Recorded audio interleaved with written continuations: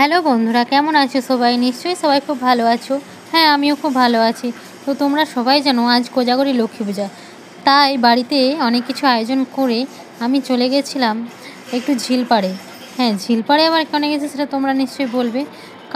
তোমরা তো জানো লক্ষ্মী পুজোতে ধান লাগে লক্ষ্মী ঝাঁপিতে দেওয়ার জন্য, আর এদিকে পুরো মাঠে ঝিল হয়ে গেছে, যার কারণে ধানই পাচ্ছি না। ঠিক আছে, ধান হয় না, কারো চাষও করে না কেউ। তাই আমরা চলে গেছিলাম আমাদের পুরনো যে জমি ছিল আগে, সেখানে চলে গেছিলাম। সেখানে গিয়ে দেখি তো ধান তো একটাও নেই, উল্টে সাপ দেখে দেখে বাড়ি চলে এসেছি। হ্যাঁ, বাড়ি আসার সময় একটা খুব বড় সাপ দেখেছি, যেটা তোমাদের দেখাতে পারলাম না, কারণ কি ভয়ে ভিডিওটা করতেই পারিনি।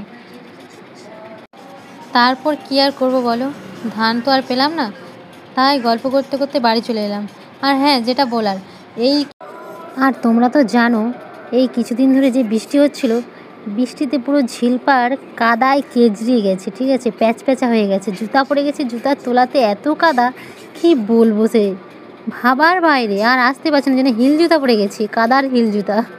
এই কিছুদিনের বৃষ্টিতে পুরো ঝিলপাড়ে এত কাদা হয়ে গেছে জুতো। আর হ্যাঁ, কখনো এত সকাল সকাল ঝিলপাড়ে যাইনি, এই ফার্স্ট টাইম গেছিলাম ঝিলপাড়ে। গিয়ে দেখি এক ঝাঁক পায়রা পাখি